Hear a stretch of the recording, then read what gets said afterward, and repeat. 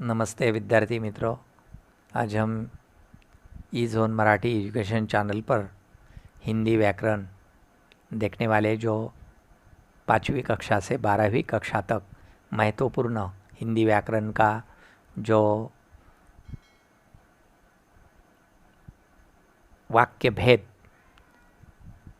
यह live streaming recording lecture part 2 अर्थ के आधार पर हमने इससे पहले पार्ट 1 बनाया है, वाक्य भेद रचना के आधार पर, जिसमें हमने 3 देखे हैं भेद, मिश्र वाक्य, सरल वाक्य और संयुक्त वाक्य। आज हम अर्थ के आधार पर देखने वाले पार्ट 2 में, live streaming recording lecture part 2 में आज देखने वाले। अंत तक देखना मत भूलिए। चलिए आगे देखेंगे अर्थ के आधार पर। सबसे पहले वाक्य किसे कहते हैं यह हम जानेंगे। मानव मन के विचारों और भावों को व्यक्त करने वाली भाषा की लघुत्तम इकाई है, उसे हम वाक्य कहते हैं। रवि पुस्तक पढ़ रहा है, पक्षी चहचहा रहे हैं, बच्चे क्रिकेट खेल रहे हैं और राधा गाना गा रही है, यह वाक्य है। अब वाक्य के अंग, 2 अंग होते हैं, यानी 2 घटक होते हैं, उद्देश्य और विधेय। वाक्य के अंग या घटक, वाक्य के जिसके विषय में कुछ कहा जाए वह उद्देश्य कहलाता है। राम ने रावण को युद्ध में हरा दिया, इस वाक्य में राम कर्ता अथवा अर्थात उद्देश्य है। विधेय किसे कहते हैं? वाक्य में उद्देश्य के विषय में जो कुछ कहा जाता है उसे विधेय कहते हैं। जैसे राम ने रावण को युद्ध में हरा दिया, तो इस वाक्य में रावण को युद्ध में हरा दिया, यह विधेय है। उद्देश्य और विधेय ये दोनों ध्यान में आने चाहिए। उद्देश्य का विस्तार, जब उद्देश्य अर्थात कर्ता के साथ उसकी विशेषता बताने वाले शब्द जुड़ जाते हैं तब वे शब्द उद्देश्य का विस्तार कहलाते हैं। जैसे कि अयोध्या के राजा राम ने रावण को युद्ध में हरा दिया, यहाँ पर अयोध्या के राजा राम उद्देश्य है, इसका वह विस्तार हुआ है। चंचल चिड़िया दाना चुग रही है, इस वाक्य में चिड़िया कर्ता है कि विशेषता है चंचल होना, जो कि उद्देश्य का विस्तार है।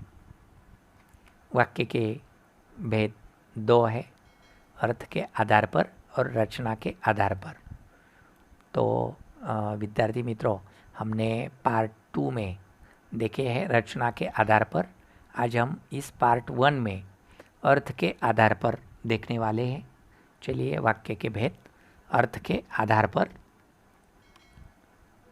कुल 8 भेद है अर्थ के आधार पर, और पार्ट 2 में हमने जो रचना के आधार पर भेद देखे हैं वाक्य के, वह 3 है। सरल वाक्य, मिश्र वाक्य और संयुक्त वाक्य, ऐसे कुल 3 थे। आज हम अर्थ के आधार पर जानने वाले कुल 8 भेद हैं।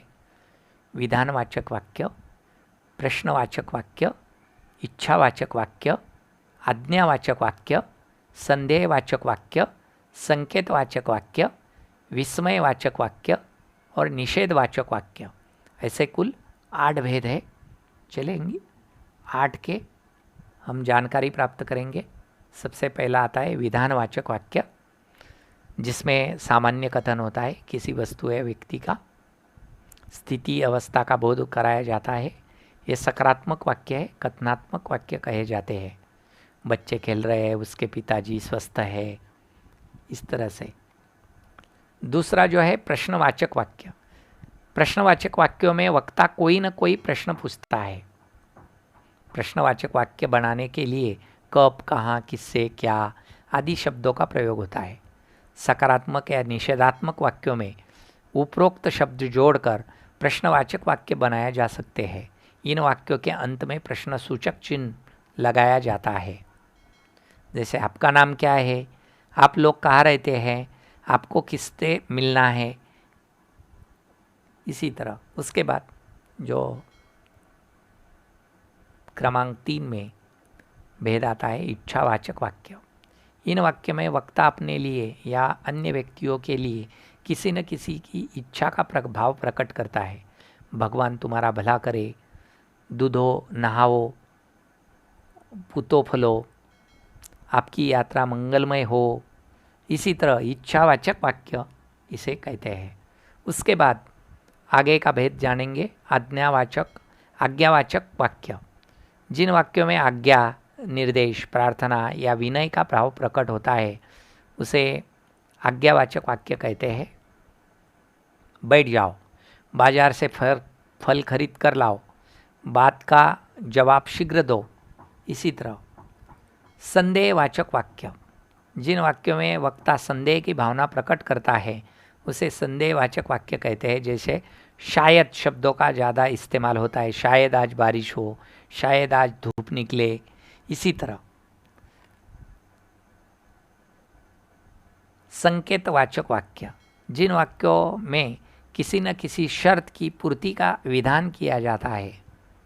यदि तुम पढ़ोगे तो पास हो जाओगे, अगर मेहनत करते तो सफल अवश्य होते, अगर तुम काम करोगे तभी तो बच्चों का पालन पोषण अच्छी तरह से कर पाओगे। इसी तरह उसके बाद विस्मयवाचक वाक्य, जिन वाक्यों में विस्मय, आश्चर्य, घृणा, प्रेम, शोक, हर्ष आदि का भाव प्रकट होता है, इन वाक्यों में विस्मय सूचक चिन्ह लगाया जाता है। जैसे वाह, आपने परीक्षा में बहुत अच्छे पाए हैं, वाह कितना सुंदर झरना है, ठीक तुमने देश का नाम डुबो दिया। इसी तरह वाक्य होते हैं। उसके बाद निषेधवाचक वाक्य, इनको नकारात्मक वाक्य भी कहा जाता है।